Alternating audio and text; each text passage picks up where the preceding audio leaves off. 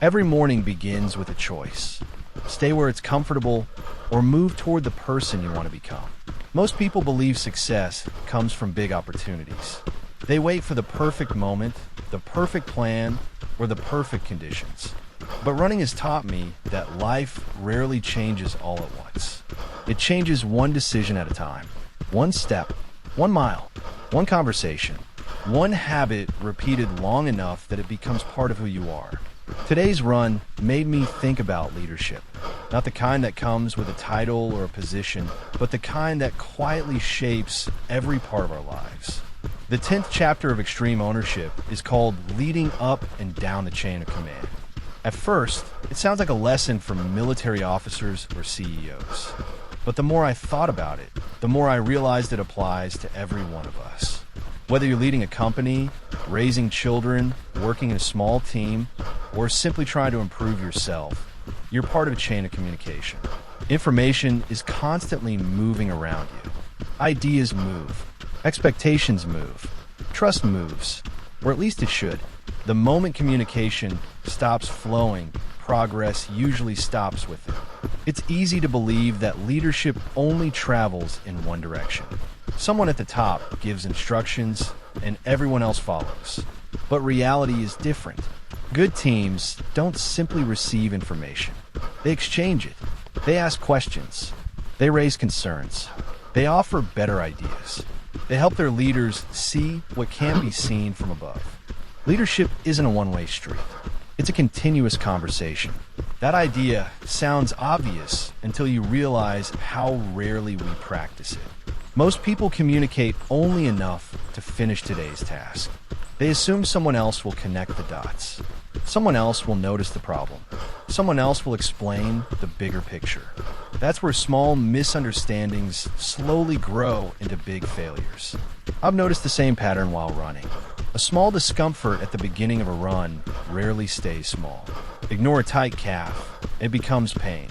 Ignore poor running form, and sooner or later an injury reminds you that the body was trying to communicate all along. The signals were there. I simply chose not to listen. Organizations work the same way. Relationships work the same way. Even our own minds work the same way. Problems almost never appear overnight. They usually begin as quiet signals that nobody pays attention to. One lesson from this chapter stayed with me longer than any other. If people don't understand the mission, don't assume they aren't listening. First, ask yourself whether you've explained it clearly enough. That's a difficult question because it takes away one of our favorite habits, blaming other people. It's much easier to believe that people are careless, lazy, or uninterested. Sometimes that's true, but more often, people simply lack context. They know what they're supposed to do, but they don't understand why it matters. And when purpose disappears, motivation usually disappears with it. Think about the difference between being told to wake up at 5 in the morning and choosing to wake up because you're building a stronger version of yourself. The alarm is exactly the same. The hour is exactly the same. But the meaning behind it changes everything. Purpose gives effort direction. Without purpose, discipline eventually feels like punishment. With purpose, discipline becomes an investment. The best leaders understand that people don't need endless motivation. They need clarity. They need to understand where they're going and why the journey matters. Once people believe in the mission, they become capable of solving problems on their own. They stop waiting for instructions because they understand the destination. Running is an honest teacher. Every run has a purpose. Some runs build endurance. Others build speed. Some are meant for recovery. If I try to sprint every day, I'd eventually destroy my body. The purpose of today's run determines how I approach it. Without understanding that purpose, even hard work becomes ineffective. Life isn't very different. Many people work incredibly hard while moving in the wrong direction. They're exhausted, but they're not progressing. They're busy, but they're not improving. Activity alone doesn't create results. Clear direction does. That's why communication matters so much. When people understand the mission, they make better decisions without being watched. When they don't, they become dependent on constant instructions. The strongest teams aren't the ones with the smartest leader. They're the ones where everyone understands the objective well enough to think independently. That kind of trust doesn't happen by accident. It has to be built, and trust always begins with communication. Not complicated communication. Simple communication. Clear communication. Honest communication. One of the biggest mistakes we make is assuming that because something is clear in our own mind, it must be clear to everyone else. Different experiences shape different perspectives. What seems obvious to me may be invisible to someone else. That's why great communicators never assume understanding. They confirm it. They ask questions.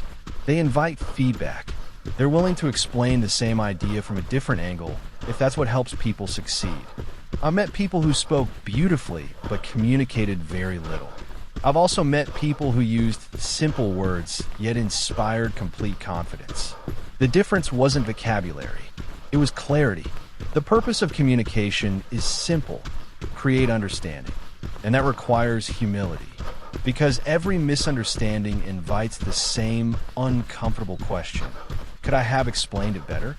That's not an easy question, but it's an empowering one. The moment I ask that question, I regain influence over the situation. If I simply blame someone else for not understanding, I've given away all my power. Nothing changes. Ownership begins where excuses end. That's the pattern this entire book keeps repeating.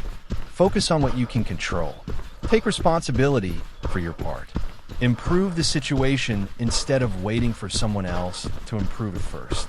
Running reminds me of that every single morning. The weather is outside my control. Traffic is outside my control. Other people's opinions are outside my control. But whether I put on my shoes is completely up to me. That simple decision becomes the first victory of the day. And small victories have a strange way of growing into bigger ones. The same thing happens with leadership. Very few people wake up one morning and suddenly become great leaders. They become great leaders one conversation at a time. One promise kept. One mistake admitted. One problem solved. One person helped. Long before they ever receive a title, they've already become someone others naturally trust. Maybe that's the real lesson hidden inside this chapter. Leadership isn't about authority. It's about reducing confusion wherever you go. Leaving every conversation a little clearer than you found it. Helping people move with confidence instead of uncertainty. Making the mission easier to understand. Making the next step easier to take. And perhaps the greatest place to practice that kind of leadership isn't in a boardroom or on a battlefield. It's in our ordinary lives, in the conversations we have today, in the choices we make this morning, and in the person we decide to become before this run is over. One idea kept following me through today's run. Most people believe influence belongs to those with authority. They assume the person with the highest title has the greatest ability to shape the future. But when you look closely, that's rarely true. Think about the people who have influenced your life the most. It probably wasn't the CEO of a company. It probably wasn't the most famous person you know. More often, it was someone who listened, someone who stayed calm, someone who gave honest advice when you needed it, someone who believed in you before you believed in yourself. Influence has never depended entirely on authority. It depends on trust, and trust is earned long before anyone decides to follow you. That's why this chapter introduces such an unusual idea. Leading isn't only about the people who report to you. Sometimes your responsibility is helping the people above you make better decisions. At first, that almost sounds backwards. Why should someone without authority lead the person in charge? Because leadership isn't about ego. It's about the mission. Imagine you're working on an important project.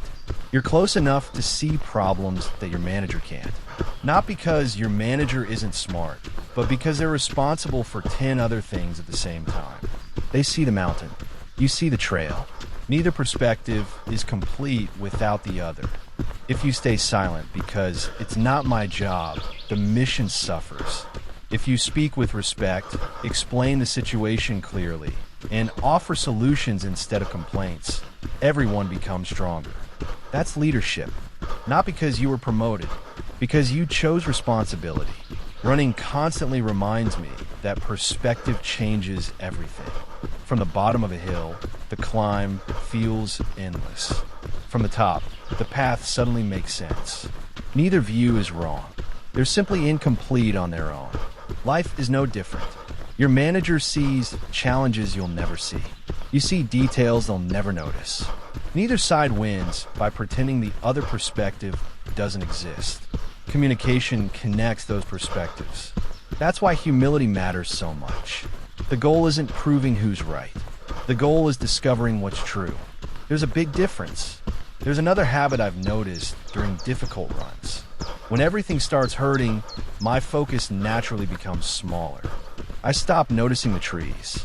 I stop noticing the sky. I stop noticing how far I've already come. All I see is discomfort. Life works exactly the same way. Pressure narrows our perspective.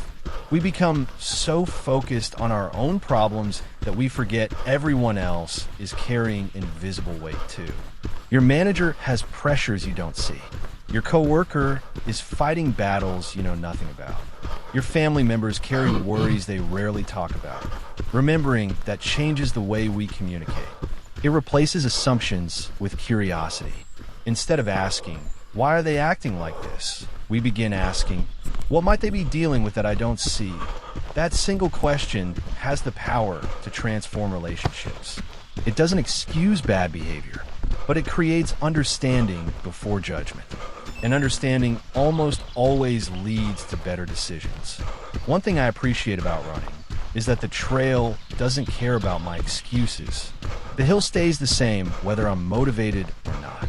The distance doesn't become shorter because I'm tired. Reality doesn't negotiate.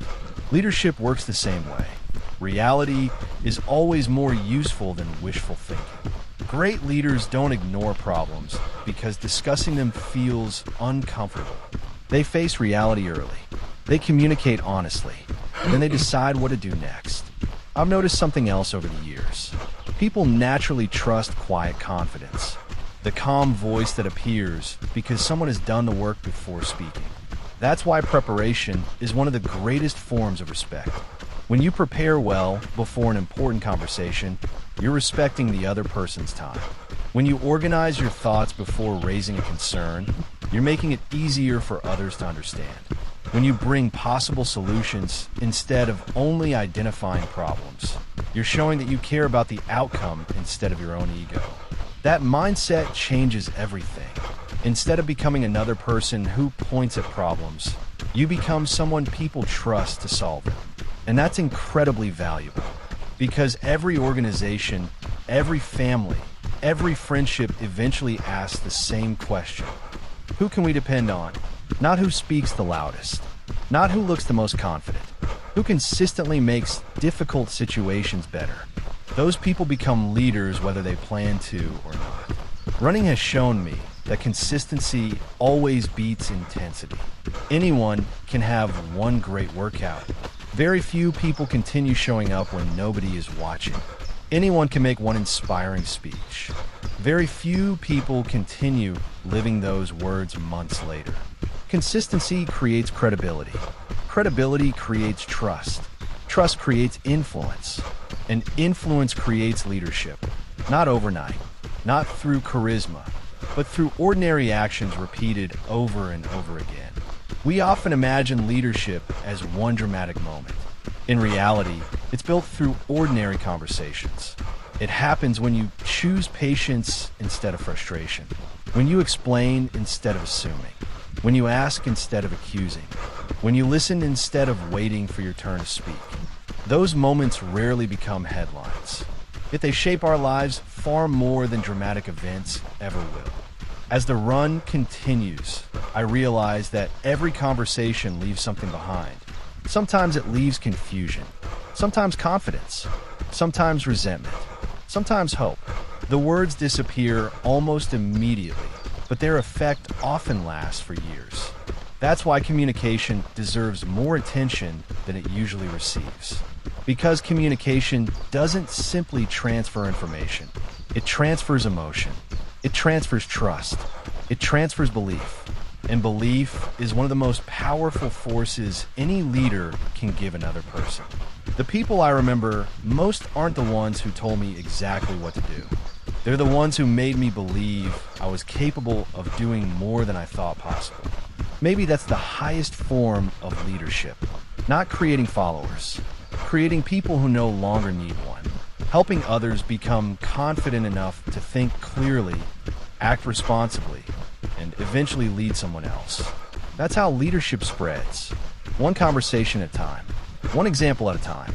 One person choosing responsibility over excuses. As these last miles pass beneath my feet, one thought keeps coming back.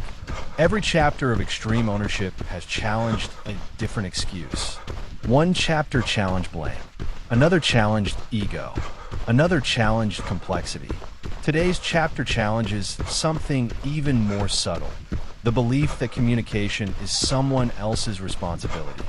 It's easy to say, my manager should have explained it. My team should already know. My family should understand. They should have asked. Maybe they should have. But that question doesn't move anything forward. A better question is, what can I do to create more clarity? That question changes the direction of conversation. It shifts our attention away from blame and toward action. And action is always where progress begins. I've started noticing that the people I respect most all have one thing in common. They make complicated situations feel simpler.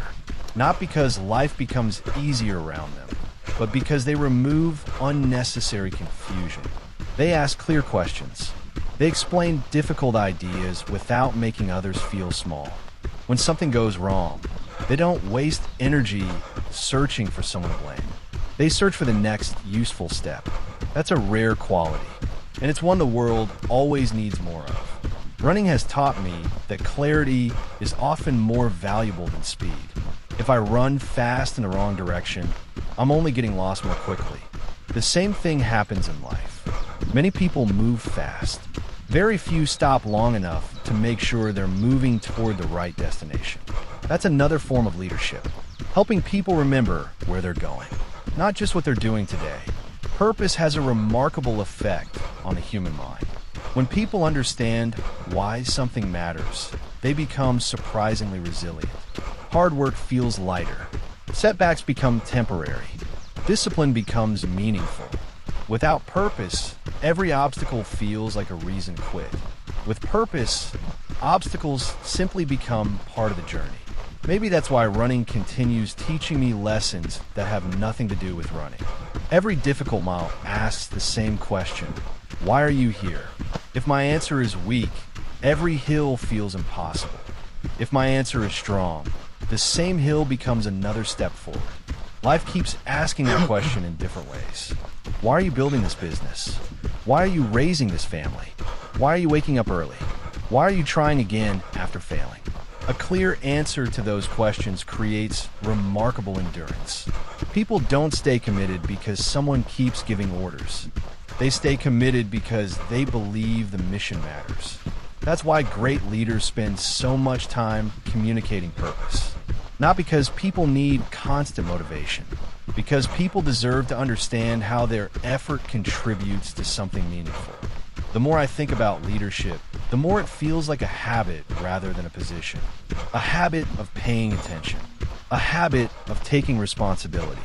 A habit of making difficult conversations easier instead of avoiding them. A habit of leaving people better informed than before you met them. Those habits don't require permission. They don't require experience. They don't require authority. Anyone can practice them today, including you, including me. That's encouraging because it means leadership isn't reserved for a small group of extraordinary people. It's available to anyone willing to carry responsibility instead of waiting for someone else to carry it. There's another lesson I've learned from thousands of miles on the trail. Progress is almost invisible while it's happening. You don't become stronger after one run. You don't become disciplined after one difficult morning. You don't become a trusted leader after one good conversation. Change accumulates quietly, day after day, choice after choice. Eventually, those small decisions become your identity. People stop seeing isolated actions. They simply begin describing you differently. Reliable, calm, honest, disciplined, trustworthy. Those words aren't created by talent. They're earned through consistency. And consistency is available to all of us. Some days you'll get it right. Other days you'll wish you'd handle the conversation differently. That's part of growth. Ownership doesn't require perfection, only honesty. The willingness to look in the mirror and ask, what can I do better next time? That question has shaped every chapter of this journey. And I have a feeling it will continue shaping every chapter that comes after it. Because growth never really ends. Every new level of responsibility asks us to become a slightly better version of ourselves. A little more patient, a little more disciplined, a little more thoughtful, a little more willing to listen before speaking. As today's run comes to an end, I realize the trail has been teaching the same lesson all along.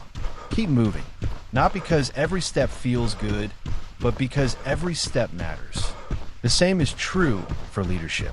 You don't always see the impact of one conversation.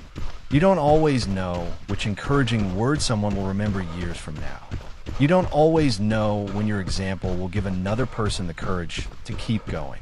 That's why we continue, not for immediate results, but because small acts of responsibility compound over time. Tomorrow there will be another run, another opportunity to communicate more clearly, another chance to lead ourselves a little better than we did today, another opportunity to become the kind of person others naturally trust. Not because we demanded it, because we earned it. One decision, one conversation, one lesson, one run at a time. I'll see you on the trail tomorrow. Same time, same choice. This is Run to Evolve. One day, one run, one lesson, no excuses.